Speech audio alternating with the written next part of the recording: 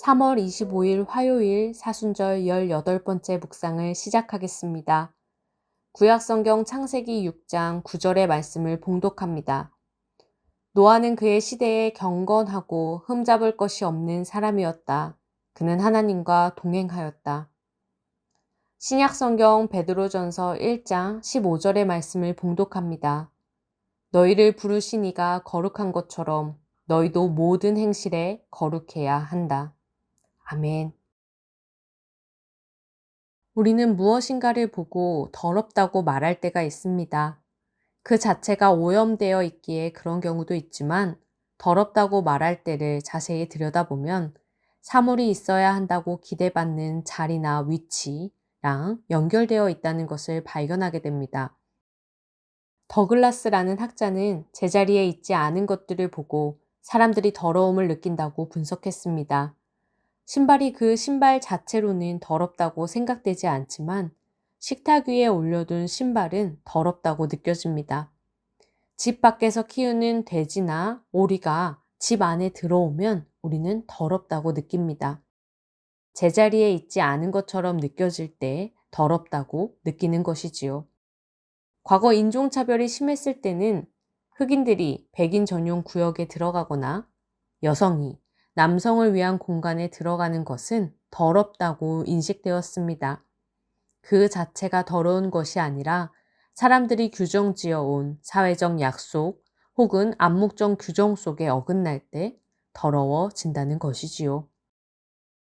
유대인들은 정결법, 그러니까 무엇이 거룩하고 무엇이 거룩하지 않은지에 대한 그 규정에 무척이나 집착했습니다. 성전이라는 공간을 무척이나 신성시하면서 그곳에 들어올 수 있는 사람과 들어올 수 없는 사람을 명확히 구분했습니다. 또 세리나 창녀 이방인들은 유대인들과 같은 식탁에 앉게 되면 그 식탁이 더러워진다고 생각했습니다. 거룩한 것과 부정한 것에 대한 이분법이 명확했고 부정한 것이 올 수 없는 공간이 뚜렷했지요. 사도행전에 나오는 베드로의 환상이 기억나시는지요? 주님께서 환상 중에 베드로에게 당시 부정하다 여겨졌던 4발 가진 짐승과 기는 것과 공중에 나는 것을 먹으라고 하시거든요. 그러나 베드로는 부정한 것을 먹지 않겠다고 하십니다.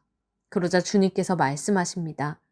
내가 깨끗하게 한 것을 내게 부정하다, 더럽다, 속되게 하지 말아라. 이게 무슨 말일까요?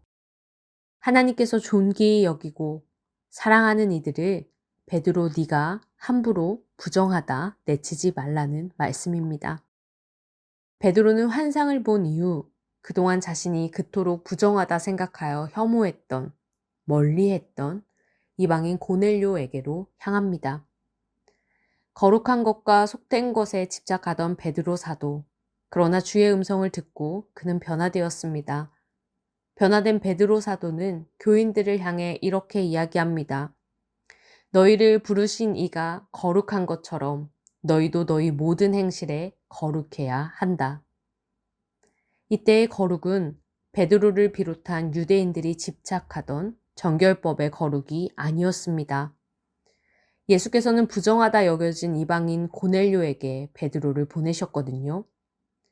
그리고 예수께서는 계속해서 성과 속을 가르는 부정한 것과 거룩한 것에 집착하는 유대인들에게 무엇이든지 사람 밖에서 몸속으로 들어가는 것이 그 사람을 더럽히는 것이 아니라 입에서 나오는 것이 그를 더럽힌다 라고 말씀하셨습니다. 거룩의 개념을 완전히 바꾸어 버리십니다. 진정한 거룩은 외면에 있지 않고 내면에 있으며 그 사람의 삶에 있다는 것을 알려주십니다. 그렇다면 베드로 사도가 이야기하는 하나님의 거룩은 어떤 것일까요? 우리는 어떻게 거룩하신 하나님을 따라 거룩해질 수 있을까요? 이사야 5장 16절은 말합니다. 오직 만군의 여호와는 정의로우심으로 높임을 받으시며 거룩하신 하나님은 공의로우심으로 거룩하다 일컬음을 받으시리니. 무슨 말입니까? 우리는 정의와 공의를 이루는 삶을 살아감으로써 거룩해질 수 있다는 것이지요. 거룩하라는 명령은 교회에서 종교 생활하면서 다른 이들과 자신을 분리하고 가르고 차별하는 삶이 아니라는 것입니다. 오히려 부정하다 여겨진 과부와 고아와 나그네를 돌보며 억압받는 이를 학대하지 말고 그런 이들을 식탁에 초대하는 삶을 사는 것이 거룩한 삶이라는 것을 예수께서는 보여주십니다. 오늘 구약의 말씀은 증언합니다. 노아는 그의 시대에 경건하고 흠잡을 것이 없는 사람이었다. 그는 하나님과 동행하였다. 세번역 성경은 이 말씀을 노아는 그 당대에 의롭고 흠이 없는 사람이었다고 옮깁니다. 이때 의롭다는 말은 히브리어로 체다카인데 구약 성경에서 정의와 공의로 50번 번역되고 공평으로는 17번 번역되었습니다. 따라서 노아가 의롭고 흠이 없었다고 하나님께 칭함을 받은 까닭은 그가 종교적인 사람이었다는 말이 아니라 그의 삶이 하나님을 닮아 정의와 공의를 실천하는 삶이었다라는 것을 말해주는 것이겠지요. 그리고 하나님께서는 그런 노아를 향해 흠이 없다라고 말씀하십니다. 오늘의 한 글자는 흠입니다. 유대인들은 정결법을 내세워 거룩한 것과 거룩하지 않는 것을 나누면서 끊임없이 타인에게 있는 흠에 집착했습니다. 그러나 예수는 외적인 것이 한 사람의 존재 그 자체를 부정하게 하거나 더럽힌다는 의식을 거부했습니다.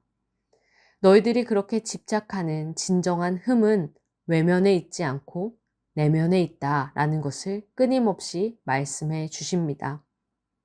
사람 밖에서 몸속으로 들어가는 것이 그 사람을 더럽히는 것이 아니다. 사람의 겉모습이, 사회적 계층이, 돈의 유무가, 얼굴색이, 성별이 그 사람에게 흠을 입히지 않고 그 사람의 마음속에 있는 생각이 그 사람의 삶이 흠을 입힌다라는 것을 끊임없이 일러줍니다. 사랑하는 성도 여러분, 하나님을 닮아 거룩한 사람이 됩시다. 내 주변의 약한 자들, 목소리가 없는 이들, 존재가 자꾸만 지워지는 이들을 돌보고 환대하는 삶이 거룩의 삶입니다. 그들에게 덧입혀진 흠이라는 오명을 제거해주며 당신들은 흠 없이 아름다운 자라고 말해주는 그런 거룩한 삶을 살아가게 되기를 축복합니다. 함께 기도하겠습니다. 사랑의 주님, 하나님께서 깨끗하다 하신 것을, 하나님께서 사랑하는 것들을 우리는 자꾸만 속되다고 말합니다. 하나님 보시기에 이미 충만하고 아름다운 존재들에게서 흠을 찾아내어 분리하고 배제하는 도구로 사용했습니다. 내면의 더러움이 가득한데도 겉으로 보이는 종교적 행위를 통해 스스로 거룩한 삶을 살아간다고 착각했습니다. 주님, 우리를 불쌍히 여겨 주시옵소서. 타인에게서 흠을 찾는 것이 아니라 사랑의 눈으로 이웃의 얼굴에서 하나님의 형상을 발견해내는 삶이 하나님 보시기에 흠 없는 경건한 삶임을 다시금 기억하고 가슴에 새깁니다. 주님, 하나님을 닮아 거룩한 사람이 되기를 원합니다. 우리를 인도해 주시옵소서. 예수 그리스도의 이름으로 간절히 기도드립니다. 아멘.